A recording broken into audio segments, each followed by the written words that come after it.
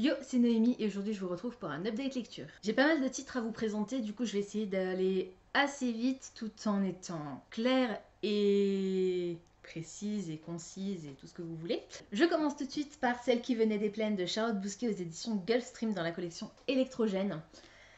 Ce livre est magnifique, voilà, il est très beau. Alors si vous vous souvenez, ce livre faisait partie de ma pile à lire mensuelle de je ne sais plus quel mois, qui était en fait consacré au livre de la box 1001 livres que je n'avais pas encore lu. Et ça, c'est le tout premier livre que j'ai reçu, je crois, dans la box 1001 livres, qui était... non, ça devait pas être le premier, ça devait être le deuxième.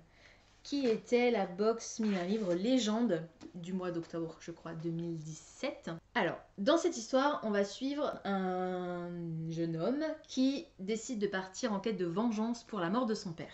Il décide de se venger d'une jeune femme qui s'appelle Winona, qui est connue comme étant la vipère de l'Oklahoma, et qui aurait été la meurtrière de son père, voilà, tout simplement. Et il part dans le but de se venger dans un premier temps, sauf qu'il va décider de rester un peu plus longtemps que prévu pour écouter l'histoire de cette fille, enfin de cette femme, voilà.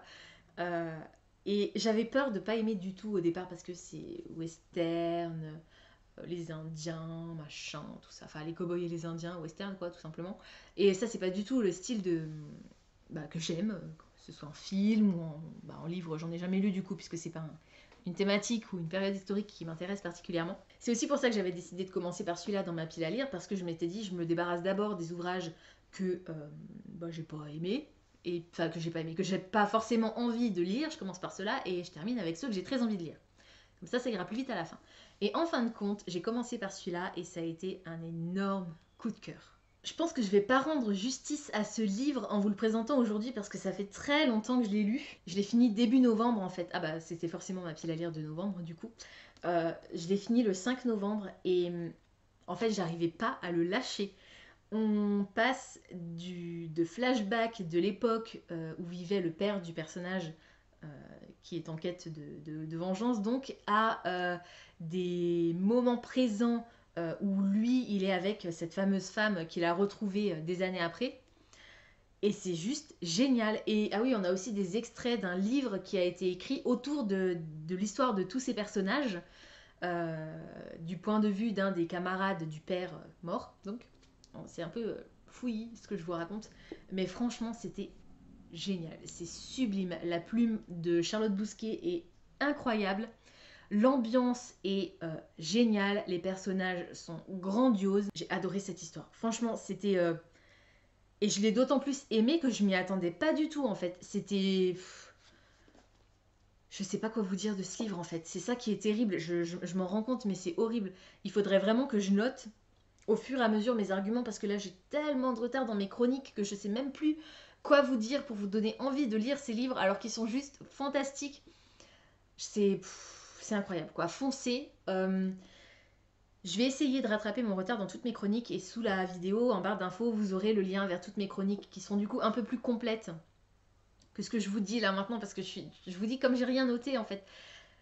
Je me souviens de la sensation que j'ai tellement aimé ce bouquin. C'est dramatique, il se passe des trucs horribles dans ce livre. Franchement, c'est révoltant. Mais c'est génial. Franchement, c'est incroyable. Et j'ai dit beaucoup de fois franchement. Donc je vais m'arrêter là et on va passer au titre suivant. J'ai lu Ton année parfaite de Charlotte Lucas aux éditions Presse de la Cité. Et c'était pas du tout le livre auquel je m'attendais. Pour moi, c'était une romance entre deux personnages qui ne s'étaient pas rencontrés, qui se cherchaient l'un l'autre suite à un heureux hasard. Le personnage masculin qui a découvert un agenda et qui décide de se rendre à tous les rendez-vous qui ont été prévus pour toute l'année à venir, et la jeune femme qui avait déposé cet agenda, soit un peu au hasard, soit parce qu'elle avait déjà repéré le mec dont elle était un peu tombée amoureuse, et en essayant de faire en sorte qu'ils se croisent fortuitement plus ou moins au cours de l'année. Et en fait, c'était pas du tout ça. Mais alors, pas du tout. C'est un drame, ce roman, mais je m'attendais tellement à un bouquin feel good que j'ai été déçue en fait. Et pourtant, l'histoire est magnifique, c'est tragique. Il y a une belle histoire, le personnage masculin, et c'est pas précisé dans le résumé et même dans le bouquin, à aucun moment c'est mentionné. mais son comportement me fait penser qu'il est atteint du syndrome d'Asperger. Et il était tellement intéressant ce personnage masculin et frustrant en même temps parce que c'est toujours euh, ce genre Cette maladie rend les personnes qui la subissent assez frustrantes malgré elles parce que voilà, c'est la maladie qui fait ça. Et en même temps, il est tellement attachant et elle de son côté, mais ce qu'elle vit, c'est tellement dramatique et oh là là mon dieu, mais attendez, faut que je me calme un peu là parce que ça va plus. Euh, J'ai aimé ce roman, mais pas autant que j'aurais aimé l'aimer parce que c'était pas ce à quoi je m'attendais en fait, de nouveau. Mais là, plutôt dans le sens négatif. Euh, voilà, je trouve que le résumé n'en dit pas assez pour le coup. Voilà, c'est assez trompeur, c'est dommage. Je suis pas sûre que je relirais des titres de l'autrice, du coup. Voilà, tout simplement. J'ai également lu Abélard et Lily de Laura Criddle aux éditions Castelmore. Alors j'ai pas fait exprès de les lire les trois à la suite là, mais le roman dont je viens de vous parler, celui dont je suis en train de vous parler et celui dont je vais vous parler juste après, ils ont tous un lien. C'est le syndrome d'Asperger dont je vous parlais un petit peu plus tôt. Dans Abélard et Lily, c'est Abélard qui est atteint du syndrome d'Asperger et Lily, elle, est hyperactive. Et en fait, on va assister à une jolie rencontre et à une belle romance entre ces deux ados qui sont tous les deux dans le même lycée et qui vont vivre pas une aventure extraordinaire, mais leur histoire d'amour avec tous les deux leurs problèmes, leurs maladies et leur entourage, l'environnement. C'était vraiment chouette en fait. C'était là pour le coup, c'était ce à quoi je m'attendais et je trouve que le dénouement est aussi très bien pensé. On suit plutôt Lily qu'Abélard, même si on a quelques incursions du côté d'Abélard, mais c'est plus Lily qu'on suit.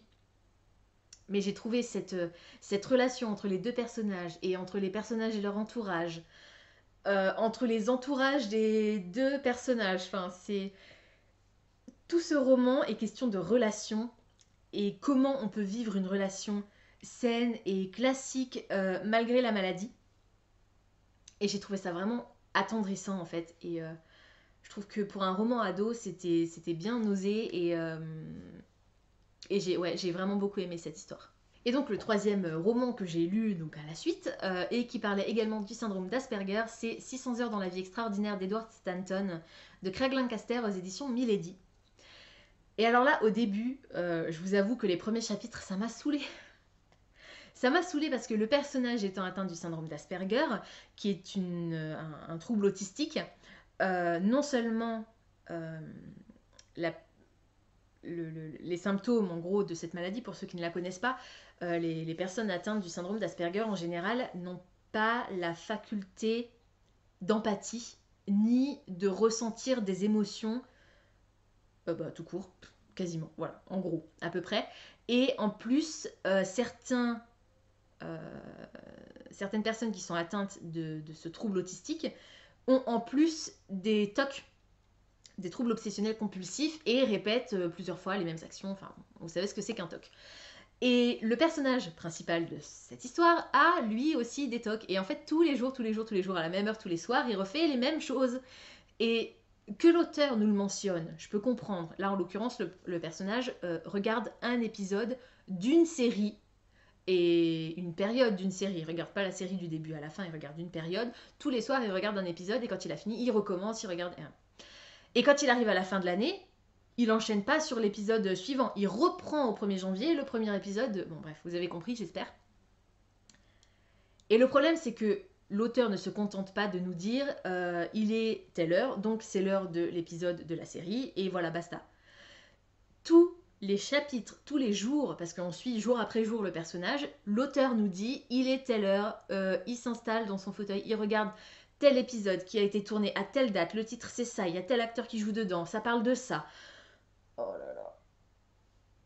C'était long, mais c'était long. Oh purée, j'en pouvais plus. Et malgré ça, l'auteur a réussi à m'accrocher grâce à l'entourage à nouveau du personnage principal, grâce à cette femme et son fils qui viennent d'emménager de l'autre côté de la rue et qui vont chambouler sa vie, mais alors qu'ils s'y attendaient pas du tout. grâce aux parents aussi du personnage principal, le père est détestable, insupportable, et pourtant on peut pas s'empêcher d'avoir un peu pitié de lui, et c'est triste d'avoir pitié de quelqu'un, mais c'est comme ça. Le personnage principal est attachant, attendrissant, assez tête à claque aussi parfois, mais c'est la maladie qui veut ça. On peut pas en vouloir à quelqu'un d'être frustrant quand il le fait pas exprès. Vous voyez ce que je veux dire? Donc, je trouve que ce roman, c'est aussi une belle entrée en matière pour être confronté à cette maladie. Même si, évidemment, dans un roman, ça reflètera jamais la difficulté de la réalité que doivent vivre au quotidien ces personnes. Je trouve que c'est un bon moyen de mettre le lecteur en face de certaines difficultés du quotidien, même si, comme je vous le dis, ça ne peut pas refléter la véritable difficulté du quotidien. J'ai trouvé ça sympa, je l'ai lu en VO en plus, et ça m'a posé aucune difficulté.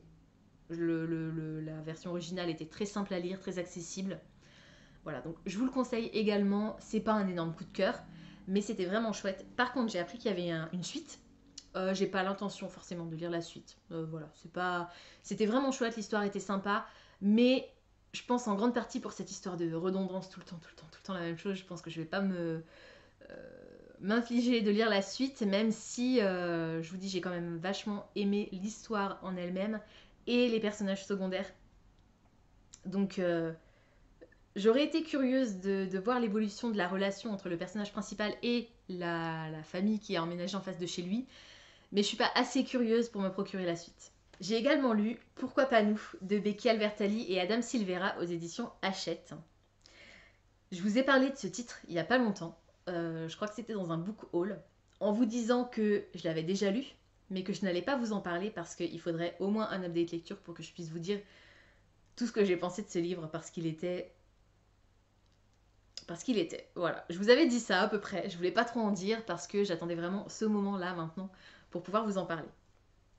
J'ai choisi ce livre, je crois que c'est via NetGalley, je l'ai reçu en version numérique, parce que j'avais adoré, mais j'avais eu un énorme coup de cœur pour Et ils meurent tous les deux à la fin d'Adam Silvera. Et comme là c'était le même auteur, et que Becky Albertalli est l'autrice de Moi, Simon, Homo sapiens, 16 ans Homo sapiens, que je n'ai pas lu mais qui a eu un super succès, qui a été adapté en film sous le titre Love, Simon, je m'étais dit, voilà, c'est un auteur que j'ai adoré dans un précédent titre, une autrice qui est super adulée, ça devrait le faire.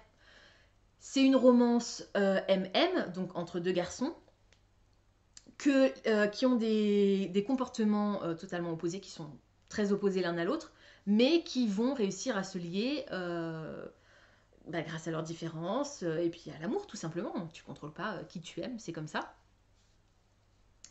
Et ce roman, oh purée, du début à la fin, mais c'était génial en fait, c'était incroyable. Je n'arrivais pas à savoir qui avait écrit quel point de vue, parce que chaque auteur a écrit un point de vue différent.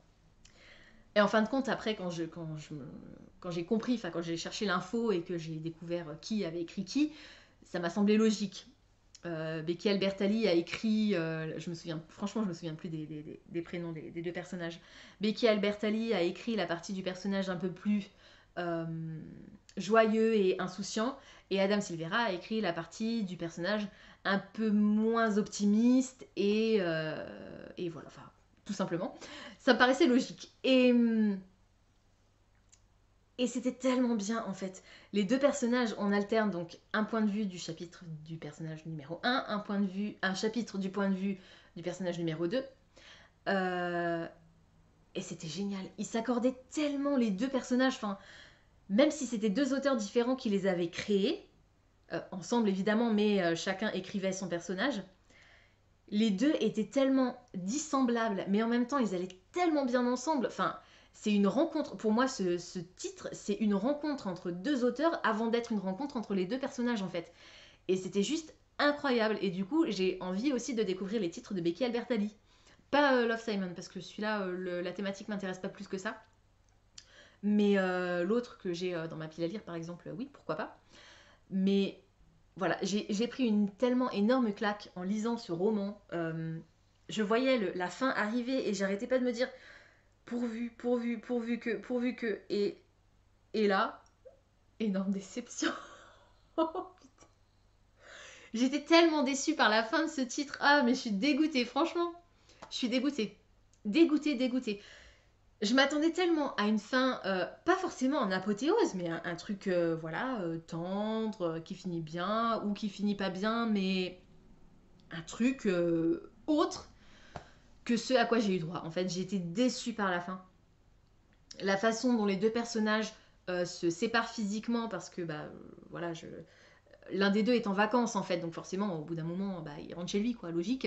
Je m'attendais tellement à une autre fin, un autre destin pour la relation entre ces deux personnages que j'ai été profondément déçue, même s'il y a un petit truc à la fin qui fait qu'on se dit, ouais, bon, peut-être que, en fin de compte, ça va tourner autrement.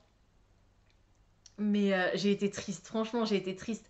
Je m'attendais tellement pas à ça et trop dégoûtée. Mais finalement, c'est pas une mauvaise chose parce que ça veut dire que le bouquin était génialissime pour que je sois tellement déçue juste par la fin, mais genre vraiment l'épilogue. Vraiment l'épilogue. Quasiment, c'est l'épilogue qui m'a foutu la rage. Et ça veut dire que le bouquin était mais monumental parce que sinon j'aurais pas été tellement déçue par cette fin. Vous voyez ce que je veux dire? C'est un peu contradictoire, mais voilà. En tout cas, je vous le conseille, mais de tout cœur, découvrez ce titre, découvrez cette belle histoire, les hauts et les bas de cette relation. Les personnages secondaires sont aussi extraordinaires. Enfin, les familles, les parents des deux personnages principaux, mais c'est collector, quoi. Franchement, ils sont géniaux. Je ne peux que vous conseiller de le lire. Je vais vous mentionner un titre dont je ne vais pas vous parler aujourd'hui. J'ai lu aussi le premier tome de la série Terre de Brume, Le Sanctuaire des Dieux de Cindy Van Wilder. Je ne vais pas vous en parler tout de suite. Je vous dis que je l'ai lu, mais je ne vais pas vous en parler tout de suite parce que il fait partie des 20 présélectionnés pour le PLIP 2019. Ce qui fait que s'il se retrouve dans la liste des 5 finalistes, je vous ferai une vidéo dédiée à ce titre. Voilà, il y aura une vidéo dédiée sur ce titre. Et s'il n'est pas dans les 5 finalistes, eh ben, je vous en parlerai dans le prochain ou celui d'après, encore de Update Lecture. J'ai également lu N'oublie pas mon petit soulier de Nadia Lagdari King aux éditions Kenes. Comme le titre et la couverture l'indiquent, c'est une romance de Noël. C'était sympa sans plus. Voilà, j'en ai lu une bien meilleure l'année dernière. D'ailleurs, si j'avais su, j'aurais plutôt lu le tome 2 de la trilogie que j'avais entamée l'année dernière plutôt que celui-là. Mais bon, je pouvais pas deviner que ça allait pas me plaire plus que ça. J'ai trouvé qu'il y avait une relation entre le personnage principal féminin et son meilleur ami qui était beaucoup trop ambiguë. Et d'ailleurs, à un moment, une autre femme du groupe le fait remarquer et je suis entièrement d'accord avec elle. D'ailleurs, c'est en fait, si vous voulez, le meilleur ami en profite un peu d'elle, donc du personnage principal, euh, quasiment comme un bouche-trou en fait. Voilà, c'est assez insupportable. Je l'ai trouvé vraiment méprisant, le mec, tout simplement. Voilà. Et par contre, j'ai beaucoup aimé la relation entre cette jeune femme et son petit ami qui est papa de 2 enfants. J'ai trouvé que c'était très joliment raconté et puis c'était Noël, donc voilà. Par contre, moi je m'attendais à un enchaînement de catastrophes et en fin de compte, bah non, il n'y avait pas d'enchaînement de catastrophes. Enfin, je m'attendais à ce qu'elle rate le dîner, à ce qu'elle mette le feu à je sais pas quoi, mais en fait, non. Enfin, tout se passe très bien, à part que, bah, il y a je sais plus qui décommande au dernier moment.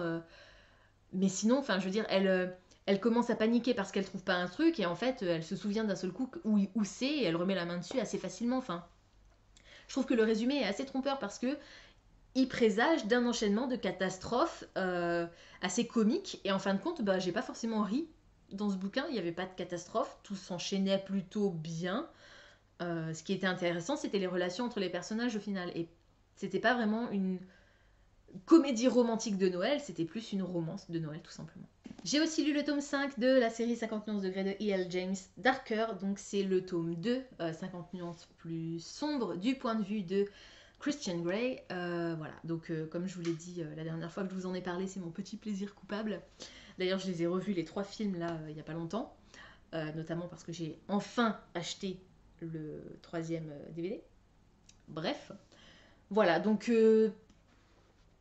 moi ça me fait toujours plaisir de redécouvrir ces histoires, même si effectivement L'histoire de base ne vole pas très haut, mais alors du point de vue de Christian, voilà, c'est encore pire.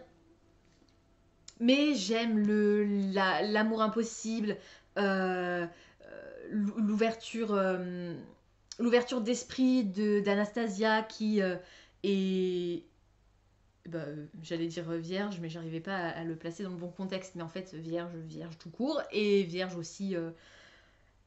Elle envisage pas en fait toutes les possibilités dans une relation, et j'apprécie que, bon, malgré la forme, que Christian l'initie aussi à tout ça, à une vraie relation amoureuse, même si voilà, ça laisse parfois à désirer. Et voilà, donc je vais pas vous dire grand chose de plus. Hein. Si vous avez toujours pas lu 50 nuances de Grey, c'est que vous n'avez pas forcément envie de le lire ou juste pas trouvé le temps. Mais voilà, je pense que c'est pas un indispensable, mais en plus celui-là c'est un peu un tome de transition. C'est surtout dans le tome 3 qu'il va se passer des trucs plus... il va y avoir plus de suspense, on va dire. Là, c'est plus vraiment de la transition. Le seul truc que je voulais absolument voir, c'était l'accident de l'hélicoptère, la demande en mariage, tout ça. Oui, alors je vous fais un gros spoiler si vous connaissez pas l'histoire, mais bon, en même temps, voilà, hein, il serait temps de vous réveiller. J'ai envie de vous dire, je vous dis ça en toute amitié, bien sûr. Donc voilà, j'avais très envie, et du coup, j'ai aussi hâte de découvrir le tome 3, qui sera du coup le dernier, j'espère. Elle n'a pas intérêt à nous pondre un tome 7 issu de je sais pas quel point de vue de quel personnage. Donc voilà. Normalement, le tome 6 sera le dernier, qui devrait s'appeler Freeder, logiquement. Si elle continue à suivre la logique des titres, on verra bien. Voilà, je suis contente parce que ce tome ne s'est pas cassé. Diane, ma meilleure amie, pourra en témoigner. J'avais acheté le Grey, donc le premier tome de la deuxième série, juste avant de partir en vacances avec elle, et au fur et à mesure que je le lisais, les pages se décollaient, ils se détachaient, c'était terrible.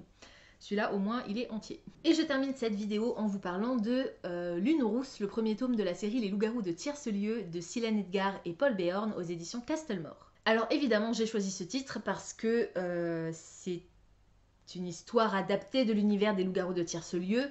En fin de compte, il y a juste le village qui s'appelle Tierce-Lieu et cette histoire de loups-garous, parce que sinon, bon, si les villageois essaient de deviner qui sont les loups-garous, qui sont pas vraiment des loups-garous, ce ne sont pas des humains qui se transforment en loups. C'est une histoire de masques et de justiciers, en fait, si vous voulez. J'ai beaucoup aimé cette histoire. Parce que, malgré tout, comme c'est Tierce-Lieu, on a quand même un certain visuel qui se déroule dans la tête, un certain graphisme qui émerge de l'imaginaire, et j'ai trouvé ça vraiment chouette. Il y a beaucoup de personnages qu'on retrouve dans le jeu. La sorcière, il y a le maire, il y a plein de personnages différents. J'ai trouvé ça assez intéressant, j'ai trouvé que c'était bien mené. La petite fille qui voit tout, alors j'ai trouvé ça trop cool parce que, en fait, je le réalise en même temps que je vous en parle. Dans le jeu de société, il y a la carte de la petite fille qui voit tout, qui a la capacité de garder les yeux ouverts constamment en essayant de ne pas se faire repérer pour savoir qui sont les loups, qui est la sorcière, qui est un chat. Et dans le roman, ce personnage de la petite fille a été représenté par une ancêtre, en fait, une grand-mère qui a conservé cet esprit d'enfant. Elle se comporte comme une enfant, mais c'est une grand-mère. Et j'ai trouvé ça trop génial, le décalage entre le physique du personnage et son rôle, en fait, dans l'histoire. Il y avait une jolie histoire d'amitié, cette mythologie autour des loups-garous, de génération en génération, tous les 30 ans, tous les 15 ans. Franchement, c'était chouette, c'était vraiment chouette. Et puis je vous dis, je l'avais dans la tête visuellement, j'étais dedans, j'avais l'impression d'être à côté des personnages et de voir l'histoire se dérouler devant mes yeux, c'était vraiment sympa.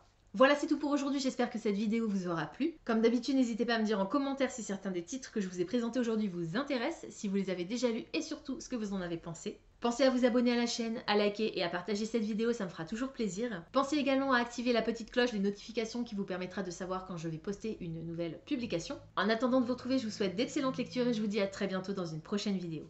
Ciao!